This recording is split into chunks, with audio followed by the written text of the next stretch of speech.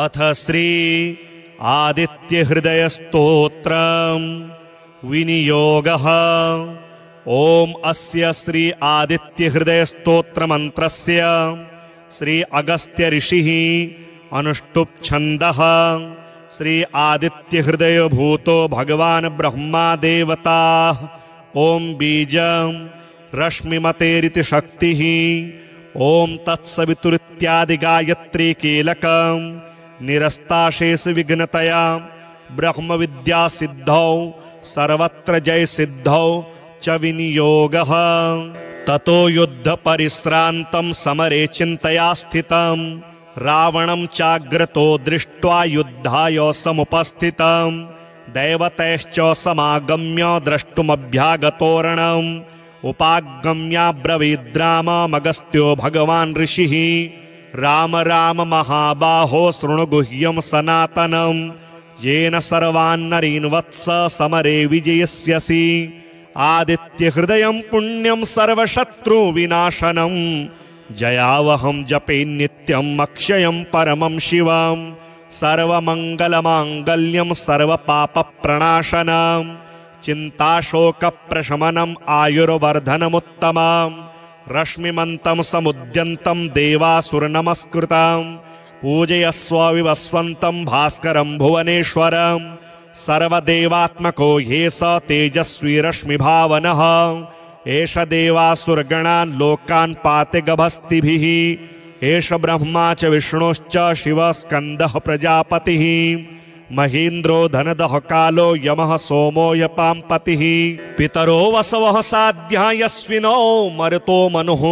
वायुर्वहनिः प्रजाप्राण ऋतुकर्ता प्रभाकरः आदित्यः सविता सूर्यः खगः पूषा गभस्तिमान् सुवर्णसदृशो भानुर्हिरण्येता दिवाकरः हरिदस्वः सहस्रार्ची सप्तसप्तिर्मरीचिमान् तिमिरोन्मथन शम्भुस्त्वष्टा मार्ताण्ड अंशुमान् हिरण्यगर्भ शिशिरस्तपनो भास्करो रविः अग्निगर्भोदितेः पुत्र शङ्ख शिशिरनाशनः व्योमनाथस्तमो वेदीर्यजुहुसामपारगः घनवृष्टिरपां मित्रो विन्द्यवीथि प्लवङ्गमः आतपे मण्डली मृत्युः पिङ्गलः सर्वतापनः कविर्विश्वो महातेजः रक्तः सर्वभवोद्भवः नक्षत्रग्रहताराणामधिपो विश्वभावनः तेजसामपि तेजस्वी द्वादशात्मन्नमोऽस्तु ते। नमः पूर्वाय गिरये पश्चिमायाद्रये नमः ज्योतिर्गणानां पतये दिनाधिपतये नमः जयाय जयभद्राय हर्यश्वाय नमो नमः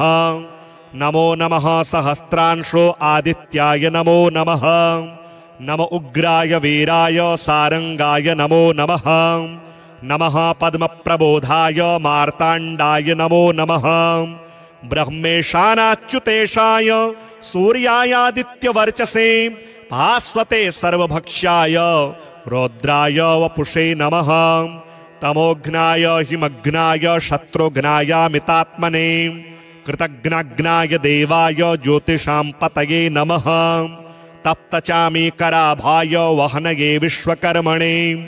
नमस्तमोविनिघ्नाय रुचये लोक्यसाक्षिणे नाशयत्येष वैभूतं तदेव सृजति प्रभुः पायत्येष तपत्येष वर्षत्येष गभस्तिभिः एष सुप्तेषु जागर्ति भूतेषु परिनिष्ठितः एष एवाग्निहोत्रं च फलं चैवाग्निहोत्रिणां वेदाश्च क्रतवश्चैव क्रतूनां फलमेव च यानि कृत्यानि लोकेषु सर्व एष प्रभुः। आदित्यकवचं विनियोगः। ओम अस्य श्रीमदादित्यकवचस्तोत्रमहामन्त्रस्य याज्ञवल्क्यो महर्षिः अनुष्टुप् जगदिच्छन्दसि घृणिरीति बीजं सूर्य इति शक्तिः आदित्य इति कीलकं श्री सूर्यनारायण प्रीत्यर्थे जपे विनियोगः। उदयाचलमागत्य वेदरूपमनामयं तुष्टाव परया भक्त्या वालखिल्यादिभिर्व्रतं देवासुरैः सदा वन्द्यं ग्रहेश्च परिवेष्टितम् ध्यायन् स्तुवन् पठन्नाम यः सूर्यकवचं सदा कृणिः पातु शिरोदेशं सूर्यः फालं च पातु मे आदित्यो लोचने पातु श्रुति पातु प्रभाकरः घ्राणं पातु सदा भानुः अर्कः पातु मुखं तथा जिह्वां पातु जगन्नाथः कंठं पातु विभावसुः स्कन्धौ ग्रहपतिः पातु भुजौ पातु प्रभाकरः अहस्करः पातु हस्तौ हृदयं पातु भानुमान् मध्यं च पातु सप्ताश्वो नाभिं पातु नभोमणिः द्वादशात्मा कटिं पातु सविता पातु सृक्किणी ऊरो पातु सुरश्रेष्ठो जानुनी पातु भास्करः जङ्घे पातु च मार्ताण्डो गलं पातु त्विषाम्पतिः पादौ ब्रधनः सदा पातु मित्रोऽपि सकलं वपुः वेदत्रयात्मक स्वामिन् नारायण जगतपते अयातयामं तं कञ्चिद् वेदरूपः प्रभाकरः स्तोत्रेणानेन सन्तुष्टो वालखिल्यादिभिर्व्रतः साक्षाद् वेदमयो देवो रथारूढः समागतः तं दृष्ट्वा सहसोत्थाय दण्डवत् प्रणमन् भुवि कृताञ्जलिपुटो भूत्वा सूर्यस्याग्रे स्थितस्तदा वेदमूर्तिर्महाभागो ज्ञानदृष्टिर्विचार्य च ब्रह्मणा स्थापितं पूर्वं यातयाम विवर्जितं सत्त्वप्रधानशुक्लाख्यं वेदरूपमनामयम् शब्दब्रह्ममयं वेदं सत्कर्म ब्रह्मवाचकम् मुनिमध्यापयामास प्रथमं सविता स्वयं तेन प्रथमदत्तेन वेदेन परमेश्वरः याज्ञवल्क्यो मुनिश्रेष्ठः कृतिकृत्यो भवत्तदा ऋगादि सकलान् वेदान् ज्ञातवान् सूर्यसन्निधौ इदं प्रोक्तं महापुण्यं पवित्रं पापनाशनं यः पठे शृणुयाद्वापि सर्वपापैः प्रमुच्यते वेदार्थज्ञानसम्पन्नः सूर्यलोकमवाप्नुयात् ततो युद्धपरिश्रान्तं समरे चिन्तया स्थितं रावणं चाग्रतो दृष्ट्वा युद्धाय समुपस्थितं दैवतैश्च समागम्य द्रष्टुमभ्यागतोरणम् उपागम्याब्रवीद्राममगस्त्यो भगवान् ऋषिः राम राम महाबाहो शृणु गुह्यं सनातनं येन सर्वान्नरीन् वत्स समरे विजयस्यसि आदित्यहृदयं पुण्यं सर्वशत्रुविनाशनं जयावहं जपे नित्यम् अक्षयं परमं शिवं सर्वमङ्गलमाङ्गल्यं सर्वपापप्रणाशनं चिन्ताशोकप्रशमनम् आयुर्वर्धनमुत्तमम् रश्मिमन्तं समुद्यन्तं देवासुरनमस्कृतं पूजयस्व विवस्वन्तं भास्करं भुवनेश्वरं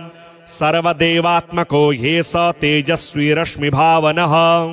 एष देवासुरगणान् लोकान् पाति गभस्तिभिः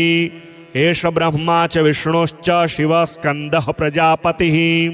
महीन्द्रो धनदः कालो यमः सोमो यपाम्पतिः पितरो वसवः साध्या यस्विनो मरुतो मनुः वायुर्वहनिः प्रजाप्राण ऋतुकर्ता प्रभाकरः आदित्यः सविता सूर्यः खगः पूषा गभस्तिमान् सुवर्णसदृशो भानुर्हिरण्येता दिवाकरः हरिदस्वः सहस्रार्ची सप्तसप्तिर्मरीचिमान् तिमिरोन्मथन शम्भुस्त्वष्टा मार्ताण्ड अंशुमान् हिरण्यगर्भ शिशिरस्तपनो भास्करो रविः अग्निगर्भोदितेः पुत्र शङ्खः शिशिरनाशनः व्योमनाथस्तमो वेदीर्यजुहुसामपारगः घनवृष्टिरपां मित्रो विन्द्यवीथि प्लवङ्गमः आतपे मण्डली मृत्युः पिङ्गलः सर्वतापनः कविर्विश्वो महातेजः रक्तः सर्वभवोद्भवः नक्षत्रग्रहताराणामधिपो विश्वभावनः तेजसामपि तेजस्वी द्वादशात्मन्नमोऽस्तु ते नमः पूर्वाय गिरये पश्चिमायाद्रये नमः ज्योतिर्गणानां पतये दिनाधिपतये नमः जयाय जयभद्राय हर्यश्वाय नमो नमः नमो नमः सहस्रांशो आदित्याय नमो नमः नम उग्राय वीराय सारंगाय नमो नमः नमः पद्मप्रबोधाय मार्ताण्डाय नमो नमः ब्रह्मेशानाच्युतेशाय सूर्यायादित्यवर्चसे भास्वते सर्वभक्ष्याय रौद्राय वपुषे नमः तमोघ्नाय हिमघ्नाय शत्रुघ्नायामितात्मने कृतघ्नाग्नाय देवाय ज्योतिषां पतये नमः तप्तचामीकराभाय वहनये विश्वकर्मणे नमस्तमो विनिघ्नाय रुचये लोक्यसाक्षिणे नाशयत्येष वैभूतं तदेव सृजति प्रभुः पायत्येष तपत्येष वर्षत्येष गवस्तिभिः एष सुप्तेषु जागर्ति भूतेषु परिनिष्ठितः एष एवाग्निहोत्रं च फलं चैवाग्निहोत्रिणां वेदाश्च क्रतवश्चैव क्रतूनां फलमेव च यानि कृत्यानि लोकेषु सर्व एष प्रविप्रभुः आदित्यकवचं विनियोगः ॐ अस्य श्रीमदादित्यकवचस्तोत्रमहामन्त्रस्य याज्ञवल्क्यो महर्षिः अनुष्टुप् जगदिच्छन्दसि घृणिरीति बीजं सूर्य इति शक्तिः आदित्य इति कीलकं श्रीसूर्यनारायणप्रीत्यर्थे जपे विनियोगः उदयाचलमागत्य वेदरूपमनामयं तुष्टावपरया भक्त्या वालखिल्यादिभिर्व्रतं देवासुरैः सदा वन्द्यं ग्रहेश्च परिवेष्टितं ध्यायन् स्तुवन् पठन्नाम यः सूर्यकवचं सदा कृणिः पातु शिरोदेशं सूर्यः फालं च पातु मे आदित्यो लोचने पातु श्रुति पातु प्रभाकरः घ्राणं पातु सदा भानुः अर्कः पातु मुखं तथा जिह्वां पातु जगन्नाथः कंठं पातु विभावसुः स्कन्धौ ग्रहपतिः पातु भुजौ पातु प्रभाकरः अहस्करः पातु हस्तौ हृदयं पातु भानुमान् मध्यं च पातु सप्ताश्वो नाभिं पातु नभोमणिः द्वादशात्मा कटिं पातु सविता पातु सृक्किणी ऊरो पातु सुरश्रेष्ठो जानुनी पातु भास्करः जङ्घे पातु च मार्ताण्डो गलं पातु त्विषां पतिः पादौ ब्रधनः सदा पातु मित्रोऽपि सकलं वपुः वेदत्रयात्मक स्वामिन् नारायण जगतपते अयातयामं तं कञ्चिद् वेदरूपः प्रभाकरः स्तोत्रेणानेन सन्तुष्टो वालखिल्यादिभिर्व्रतः साक्षाद् वेदमयो देवो रथारूढः समागतः तं दृष्ट्वा सहसोत्थाय दण्डवत् प्रणमन् भुवि कृताञ्जलिपुटो भूत्वा सूर्यस्याग्रे स्थितस्तदा वेदमूर्तिर्महाभागो ज्ञानदृष्टिर्विचार्य च ब्रह्मणा स्थापितं पूर्वं यातयाम विवर्जितं सत्त्वप्रधानशुक्लाख्यं वेदरूपमनामयं शब्दब्रह्ममयं वेदं सत्कर्म ब्रह्मवाचकं मुनिमध्यापयामास प्रथमं सविता स्वयं तेन प्रथमदत्तेन वेदेन परमेश्वरः याज्ञवल्क्यो मुनिश्रेष्ठः कृतिकृत्यो भवत्तदा ऋगादि सकलान् वेदान् ज्ञातवान् सूर्यसन्निधौ। इदं प्रोक्तं महापुण्यं पवित्रं पापनाशनं यः पठे शृणुयाद्वापि सर्वपापैः प्रमुच्यते। वेदार्थज्ञानसम्पन्नः सूर्यलोकमवाप्नुयात्। ततो युद्धपरिश्रान्तं समरे चिन्तया स्थितं रावणं चाग्रतो दृष्ट्वा युद्धाय समुपस्थितं दैवतैश्च समागम्य द्रष्टुमभ्यागतोरणम् उपागम्याब्रवीद्राममगस्त्यो भगवान् ऋषिः राम राम महाबाहो शृणु गुह्यं सनातनं येन सर्वान्नरीन् वत्स समरे विजयस्यसि। आदित्यहृदयं पुण्यं सर्वशत्रुविनाशनं जयावहं जपे नित्यम् अक्षयं परमं शिवं सर्वमङ्गलमाङ्गल्यं सर्वपापप्रणाशनं चिन्ताशोकप्रशमनम् आयुर्वर्धनमुत्तमं रश्मिमन्तं समुद्यन्तं देवासुरनमस्कृतं पूजयस्व विवस्वन्तं भास्करं भुवनेश्वरं सर्वदेवात्मको ह्ये स तेजस्वी रश्मिभावनः एष देवासुरगणान् लोकान् पाते गभस्तिभिः एष ब्रह्मा च विष्णुश्च शिवः स्कन्दः प्रजापतिः महीन्द्रो धनदः कालो यमः सोमो यपाम्पतिः पितरो वसवः साध्या यस्विनो मरुतो मनुः वायुर्वहनिः प्रजाप्राण ऋतुकर्ता प्रभाकरः आदित्यः सविता सूर्यः खगः पूषा गभस्तिमान् सुवर्णसदृशो भानुर्हिरण्येता दिवाकरः हरिदस्वः सहस्रार्ची सप्तसप्तिर्मरीचिमान् तिमिरोन्मथन शम्भुस्त्वष्टा मार्ताण्ड अंशुमान् हिरण्यगर्भ शिशिरस्तपनो भास्करो रविः अग्निगर्भोदितेः पुत्र शङ्खः शिशिरनाशनः व्योमनाथस्तमो वेदीर्यजुहुसामपारगः घनवृष्टिरपां मित्रो विन्द्यवीथि प्लवङ्गमः आतपे मण्डली मृत्युः पिङ्गलः सर्वतापनः कविर्विश्वो महातेजः रक्तः सर्वभवोद्भवः नक्षत्रग्रहताराणामधिपो विश्वभावनः तेजसामपि तेजस्वी द्वादशात्मन्नमोऽस्तु ते नमः पूर्वाय गिरये पश्चिमायाद्रये नमः ज्योतिर्गणानां पतये दिनाधिपतये नमः जयाय जयभद्राय हर्यश्वाय नमो नमः नमो नमः सहस्रांशो आदित्याय नमो नमः नम उग्राय वीराय सारंगाय नमो नमः नमः पद्मप्रबोधाय मार्ताण्डाय नमो नमः ब्रह्मेशानाच्युतेशाय सूर्यायादित्यवर्चसे भास्वते सर्वभक्ष्याय रौद्राय वपुषे नमः तमोघ्नाय हिमघ्नाय शत्रुघ्नायामितात्मने कृतघ्नघ्नाय देवाय ज्योतिषां पतये नमः तप्तचामीकराभाय वहनये विश्वकर्मणे नमस्तमोविनिघ्नाय रुचये लोक्यसाक्षिणे नाशयत्येष वैभूतं तदेव सृजति प्रभुः पायत्येष तपत्येष वर्षत्येष गभस्तिभिः एष सुप्तेषु जागर्ति भूतेषु परिनिष्ठितः एष एवाग्निहोत्रं च फलं चैवाग्निहोत्रिणां वेदाश्च क्रतवश्चैव क्रतूनां फलमेव च यानि कृत्यानि लोकेषु सर्व एष प्रविप्रभुः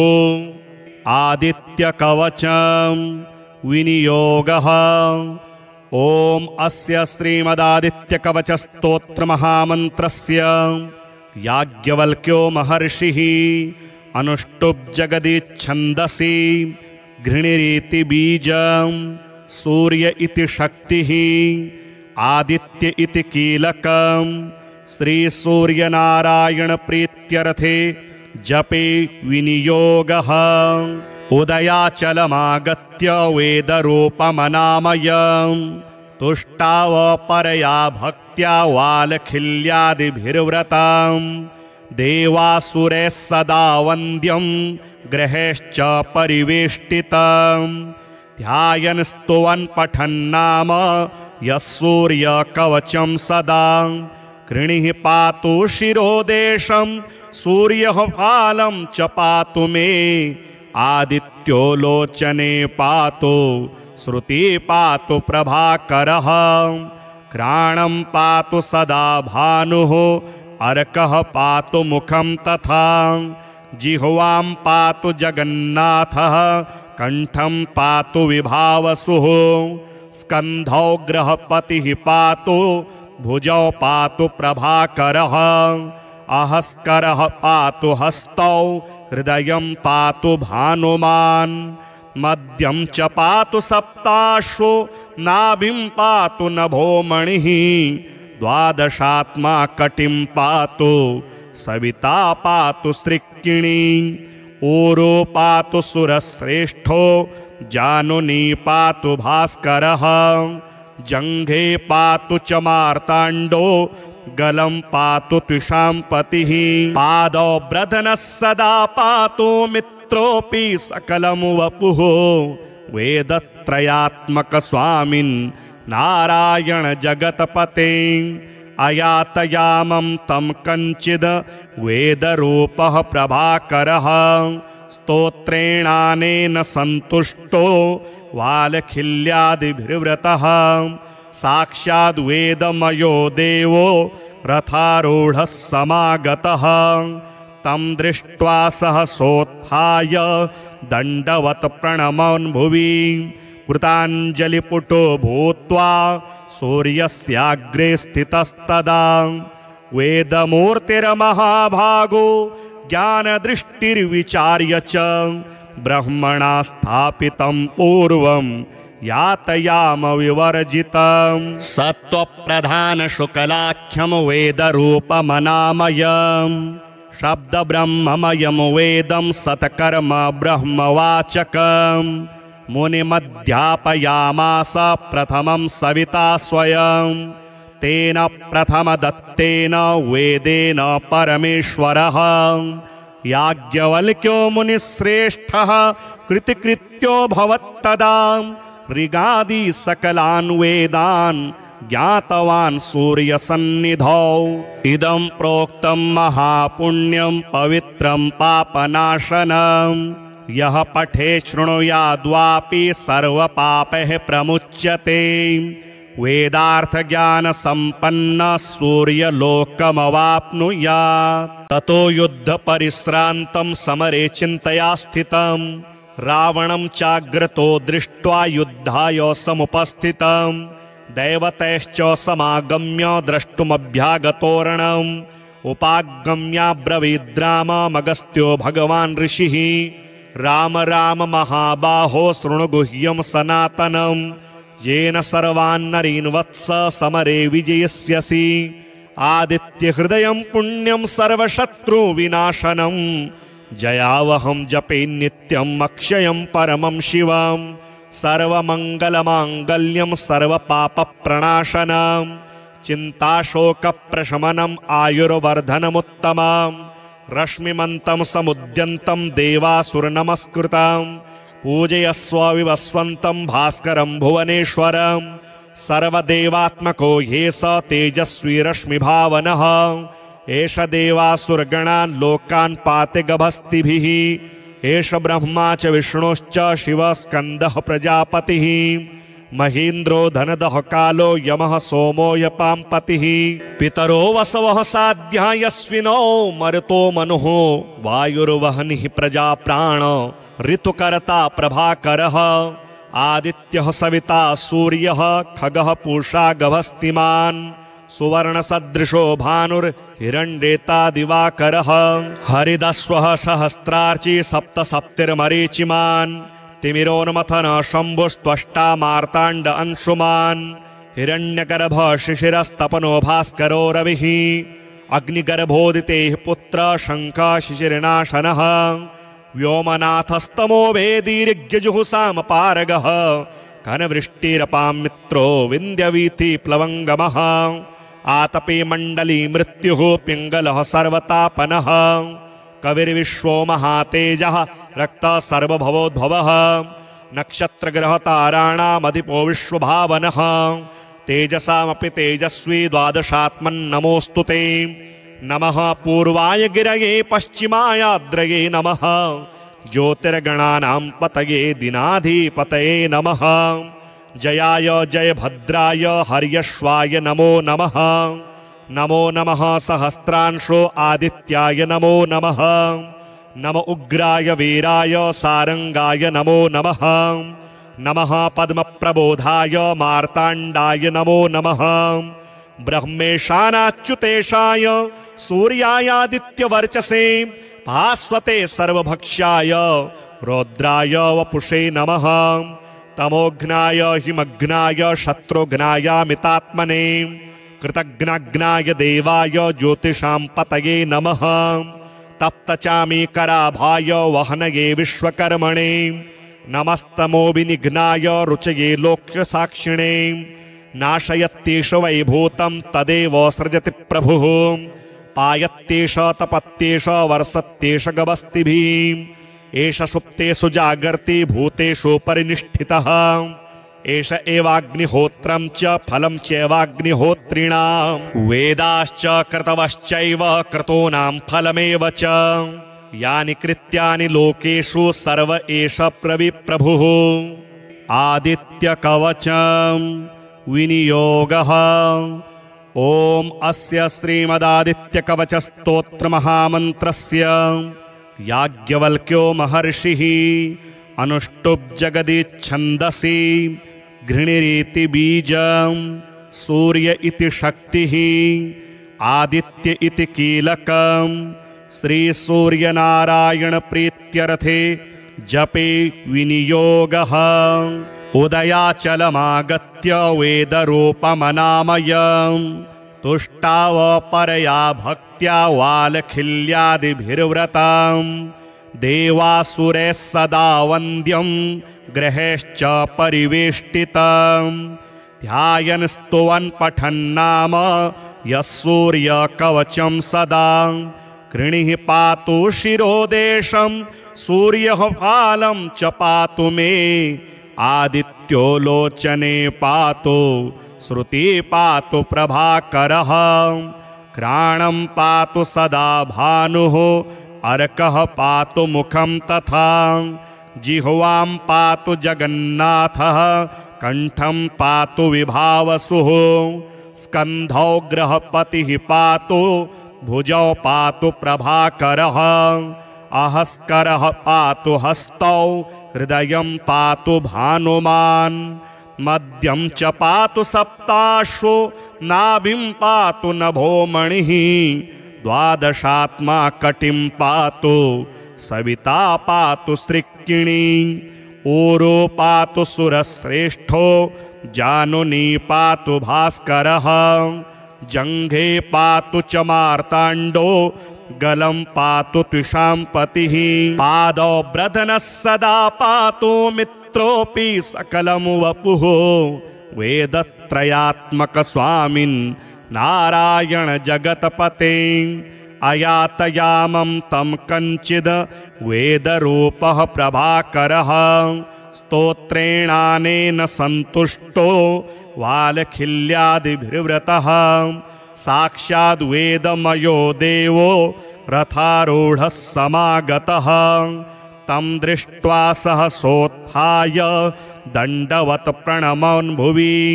कृताञ्जलिपुटो भूत्वा सूर्यस्याग्रे स्थितस्तदा वेदमूर्तिर्महाभागो ज्ञानदृष्टिर्विचार्य च ब्रह्मणा स्थापितं पूर्वं यातयाम विवर्जितं सत्त्वप्रधानशुक्लाख्यं वेदरूपमनामयं शब्दब्रह्ममयं वेदं सत्कर्म ब्रह्मवाचकं मुनिमध्यापयामास प्रथमं सविता स्वयं तेन प्रथमदत्तेन वेदेन परमेश्वरः याज्ञवल्क्यो मुनिश्रेष्ठः कृतिकृत्यो भवत्तदा ऋगादि सकलान् वेदान् ज्ञातवान् सूर्यसन्निधौ इदं प्रोक्तं महापुण्यं पवित्रं पापनाशनं यः पठे शृणुयाद्वापि सर्वपापैः प्रमुच्यते वेदार्थज्ञानसम्पन्नः सूर्यलोकमवाप्नुयात्। ततो युद्ध परिश्रान्तं समरे चिन्तया स्थितं रावणं चाग्रतो दृष्ट्वा युद्धाय समुपस्थितं दैवतैश्च समागम्य द्रष्टुमभ्यागतोरणम् उपागम्याब्रवीद्राममगस्त्यो भगवान् ऋषिः राम राम महाबाहो शृणु गुह्यं सनातनं येन सर्वान्नरीन् वत्स समरे विजयस्यसि आदित्यहृदयं पुण्यं सर्वशत्रुविनाशनं जयावहं जपे नित्यम् अक्षयं परमं शिवं सर्वमङ्गलमाङ्गल्यं सर्वपापप्रणाशनं चिन्ताशोकप्रशमनम् आयुर्वर्धनमुत्तमं रश्मिमन्तं समुद्यन्तं देवासुरनमस्कृतं पूजयस्व विवस्वन्तं भास्करं भुवनेश्वरं सर्वदेवात्मको ह्ये स तेजस्वी रश्मिभावनः एष देवासुरगणान् लोकान् पाति गभस्तिभिः एष ब्रह्मा च विष्णुश्च शिवः स्कन्दः प्रजापतिः महीन्द्रो धनदः कालो यमः सोमो यपाम्पतिः पितरो वसवः साध्या यस्विनो मरुतो मनुः वायुर्वह्निः प्रजाप्राण ऋतुकर्ता प्रभाकरः आदित्यः सविता सूर्यः खगः पूषा गभस्तिमान् सुवर्णसदृशो भानुर्हिरण्येता दिवाकरः हरिदस्वः सहस्रार्ची सप्तसप्तिर्मरीचिमान् तिमिरोन्मथन शम्भुस्त्वष्टा मार्ताण्ड अंशुमान् हिरण्यगर्भ शिशिरस्तपनो भास्करो रविः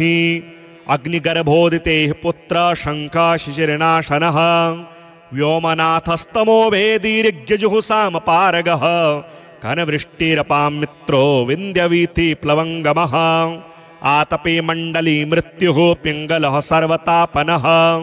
कविर्विश्वो महातेजः रक्तः सर्वभवोद्भवः नक्षत्रग्रहताराणामधिपो विश्वभावनः तेजसामपि तेजस्वी द्वादशात्मन्नमोऽस्तु ते नमः पूर्वाय गिरये पश्चिमायाद्रये नमः ज्योतिर्गणानां पतये दिनाधिपतये नमः जयाय जयभद्राय हर्यश्वाय नमो नमः नमो नमः सहस्रांशो आदित्याय नमो नमः नम उग्राय वीराय सारंगाय नमो नमः नमः पद्मप्रबोधाय मार्ताण्डाय नमो नमः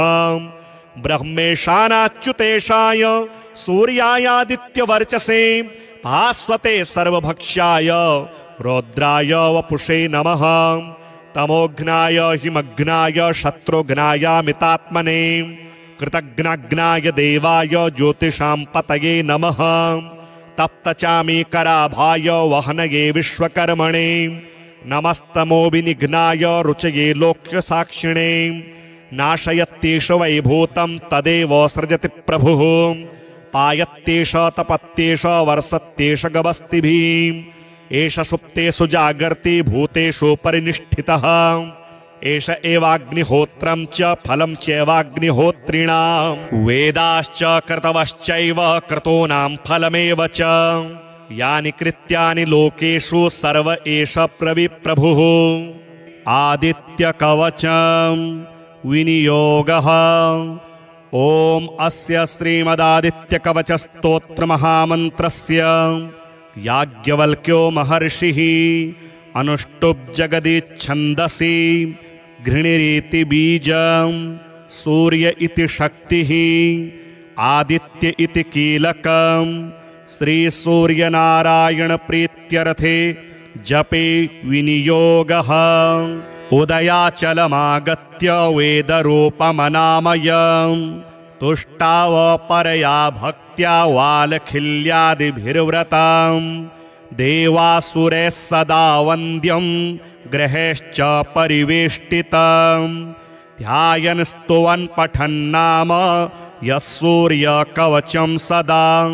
कृणिः पातु शिरोदेशं सूर्यः फालं च पातु मे आदित्यो लोचने पातु श्रुति पातु प्रभाकरः घ्राणं पातु सदा भानुः अर्कः पातु मुखं तथा जिह्वां पातु जगन्नाथः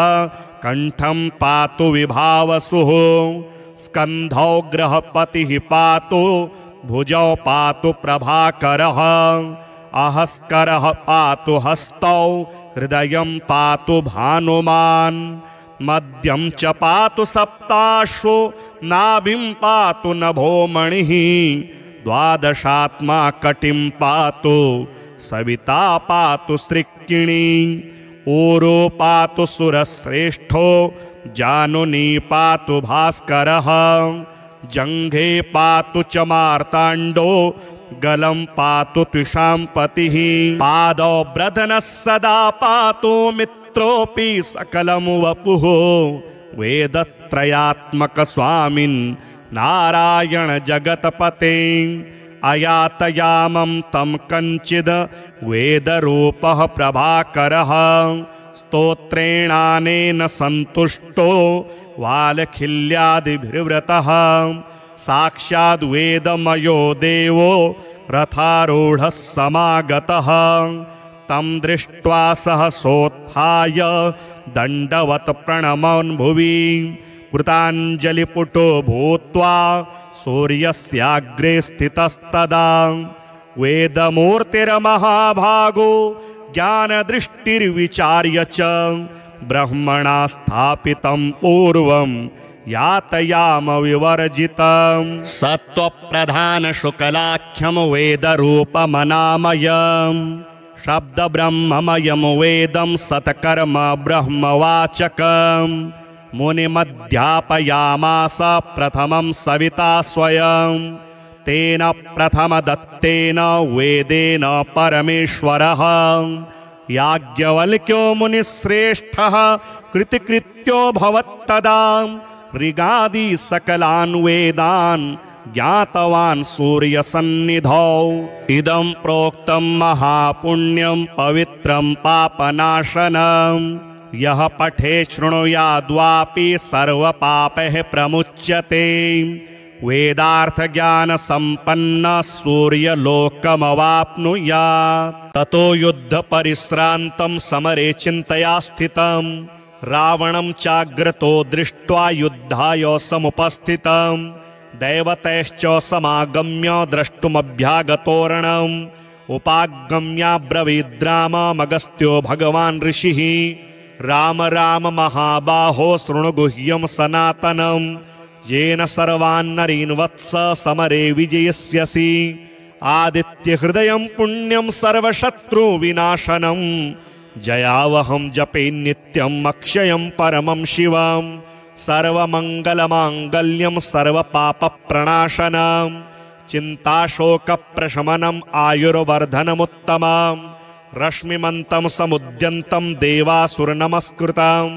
पूजयस्व विवस्वन्तं भास्करं भुवनेश्वरं सर्वदेवात्मको ह्ये स तेजस्वी रश्मिभावनः एष देवासुरगणान् लोकान् पाति गभस्तिभिः एष ब्रह्मा च विष्णुश्च शिवः स्कन्दः प्रजापतिः महीन्द्रो धनदः कालो यमः सोमो यपाम्पतिः पितरो वसवः साध्या यस्विनो मरुतो मनुः वायुर्वहनिः प्रजाप्राण ऋतुकर्ता प्रभाकरः आदित्यः सविता सूर्यः खगः पूषा गभस्तिमान्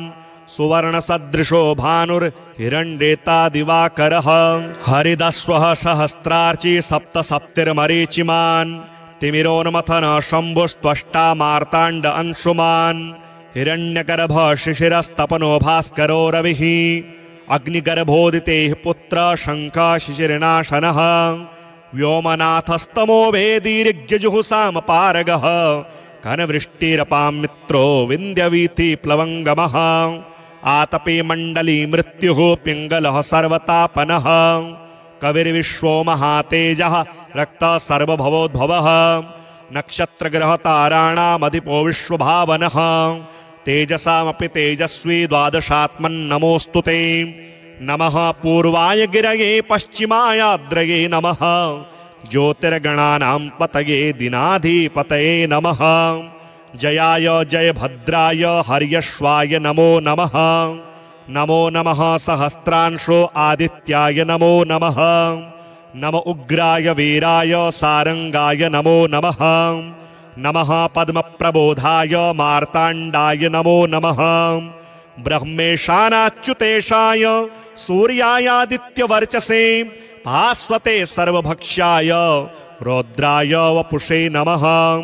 तमोघ्नाय हिमघ्नाय शत्रुघ्नाय मितात्मने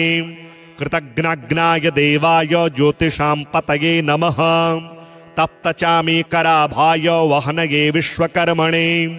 नमस्तमो विनिघ्नाय रुचये लोक्यसाक्षिणे नाशयत्येष वैभूतं तदेव सृजति प्रभुः पायत्येष तपत्येष वर्षत्येष गवस्तिभिः एष सुप्तेषु जागर्ति भूतेषु परिनिष्ठितः एष एवाग्निहोत्रं च फलं चैवाग्निहोत्रिणां वेदाश्च क्रतवश्चैव क्रतूनां फलमेव च यानि कृत्यानि लोकेषु सर्व एष प्रभुः आदित्यकवचं विनियोगः ॐ अस्य श्रीमदादित्यकवचस्तोत्रमहामन्त्रस्य याज्ञवल्क्यो महर्षिः अनुष्टुप् जगदिच्छन्दसि घृणिरीति बीजं सूर्य इति शक्तिः आदित्य इति कीलकं श्रीसूर्यनारायणप्रीत्यर्थे जपे विनियोगः उदयाचलमागत्य वेदरूपमनामयं तुष्टावपरया भक्त्या वालखिल्यादिभिर्व्रतं देवासुरैः सदा वन्द्यं ग्रहेश्च परिवेष्टितं ध्यायन् स्तुवन् पठन्नाम यः सूर्यकवचं सदा कृणिः पातु शिरोदेशं सूर्यः फालं च पातु मे आदित्यो लोचने पातु श्रुति पातु प्रभाकरः घ्राणं पातु सदा भानुः अर्कः पातु मुखं तथा जिह्वां पातु जगन्नाथः कंठं पातु विभावसुः स्कन्धौ ग्रहपतिः पातु भुजौ पातु प्रभाकरः अहस्करः पातु हस्तौ हृदयं पातु भानुमान् मध्यं च पातु सप्ताश्वो नाभिं पातु नभोमणिः द्वादशात्मा कटिं पातु सविता पातु सृक्किणी ऊरो पातु सुरश्रेष्ठो जानुनी पातु भास्करः जङ्घे पातु च मार्ताण्डो गलं पातु त्विषाम्पतिः पादौ ब्रधनः सदा पातु मित्रोऽपि सकलं वपुः वेदत्रयात्मक स्वामिन् नारायण जगतपते अयातयामं तं कञ्चिद् वेदरूपः प्रभाकरः स्तोत्रेणानेन सन्तुष्टो वालखिल्यादिभिर्व्रतः साक्षाद् वेदमयो देवो रथारूढः समागतः तं दृष्ट्वा सहसोत्थाय दण्डवत् प्रणमन् भुवि कृताञ्जलिपुटो भूत्वा सूर्यस्याग्रे स्थितस्तदा वेदमूर्तिर्महाभागो ज्ञानदृष्टिर्विचार्य च ब्रह्मणा स्थापितं पूर्वं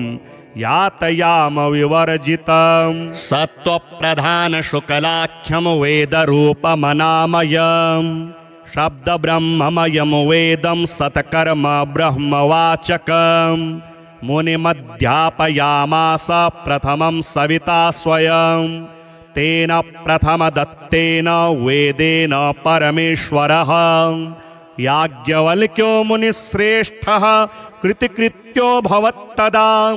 ऋगादि सकलान् वेदान् ज्ञातवान् सूर्यसन्निधौ इदं प्रोक्तं महापुण्यं पवित्रं पापनाशनं यः पठे शृणुयाद्वापि सर्वपापैः प्रमुच्यते वेदार्थज्ञानसम्पन्नः सूर्यलोकमवाप्नुयात् ततो युद्धपरिश्रान्तं समरे चिन्तया स्थितं रावणं चाग्रतो दृष्ट्वा युद्धाय समुपस्थितं दैवतैश्च समागम्य द्रष्टुमभ्यागतोरणम् उपागम्याब्रवीद्राममगस्त्यो भगवान् ऋषिः राम राम महाबाहो शृणु गुह्यं सनातनं येन सर्वान्नरीन् वत्स समरे विजयस्यसि आदित्यहृदयं पुण्यं सर्वशत्रुविनाशनं जयावहं जपे नित्यम् अक्षयं परमं शिवं सर्वमङ्गलमाङ्गल्यं सर्वपापप्रणाशनं चिन्ताशोकप्रशमनम् आयुर्वर्धनमुत्तमं रश्मिमन्तं समुद्यन्तं देवासुरनमस्कृतं पूजयस्व विवस्वन्तं भास्करं भुवनेश्वरं सर्वदेवात्मको ह्ये स तेजस्वी रश्मिभावनः एष देवासुरगणान् लोकान् पाते गभस्तिभिः एष ब्रह्मा च विष्णुश्च शिवः स्कन्दः प्रजापतिः महीन्द्रो धनदः कालो यमः सोमो यपाम्पतिः पितरो वसवः साध्या यस्विनो मरुतो मनुः वायुर्वह्निः प्रजाप्राण ऋतुकर्ता प्रभाकरः आदित्यः सविता सूर्यः खगः पूषा गभस्तिमान् सुवर्णसदृशो भानुर्हिरण्येता दिवाकरः हरिदस्वः सहस्रार्ची सप्तसप्तिर्मरीचिमान् तिमिरोन्मथन शम्भुस्त्वष्टा मार्ताण्ड अंशुमान् हिरण्यगर्भ शिशिरस्तपनो भास्करो रविः अग्निगर्भोदितेः पुत्र शङ्खः शिशिरनाशनः व्योमनाथस्तमो वेदीर्घ्यजुहुसामपारगः घनवृष्टिरपां मित्रो विन्द्यवीथि प्लवङ्गमः आतपे मण्डली मृत्युः पिङ्गलः सर्वतापनः कविर्विश्वो महातेजः रक्तः सर्वभवोद्भवः नक्षत्रग्रहताराणामधिपो विश्वभावनः तेजसामपि तेजस्वी द्वादशात्मन्नमोऽस्तु ते नमः पूर्वाय गिरये पश्चिमायाद्रये नमः ज्योतिर्गणानां पतये दिनाधिपतये नमः जयाय जयभद्राय हर्यश्वाय नमो नमः नमो नमः सहस्रांशो आदित्याय नमो नमः नमो उग्राय वीराय सारंगाय नमो नमः नमः पद्मप्रबोधाय मार्ताण्डाय नमो नमः ब्रह्मेशानाच्युतेशाय सूर्यायादित्यवर्चसे भास्वते सर्वभक्ष्याय रौद्राय वपुषे नमः तमोघ्नाय हिमघ्नाय शत्रुघ्नायामितात्मने कृतघ्नाग्नाय देवाय ज्योतिषां पतये नमः तप्तचामीकराभाय वहनये विश्वकर्मणे नमस्तमोविनिघ्नाय रुचये लोक्यसाक्षिणे नाशयत्येष वैभूतं तदेव सृजति प्रभुः पायत्येष तपत्येष वर्षत्येष गभस्तिभिः एष सुप्तेषु जागर्ति भूतेषु परिनिष्ठितः एष एवाग्निहोत्रं च फलं चैवाग्निहोत्रिणां वेदाश्च क्रतवश्चैव क्रतूनां फलमेव च यानि कृत्यानि लोकेषु सर्व एष प्रभुः आदित्यकवचं विनियोगः ॐ अस्य श्रीमदादित्यकवचस्तोत्रमहामन्त्रस्य याज्ञवल्क्यो महर्षिः अनुष्टुप् जगदिच्छन्दसि घृणिरीति बीजं सूर्य इति शक्तिः आदित्य इति कीलकं श्रीसूर्यनारायणप्रीत्यर्थे जपे विनियोगः उदयाचलमागत्य वेदरूपमनामयं तुष्टावपरया भक्त्या वालखिल्यादिभिर्व्रतं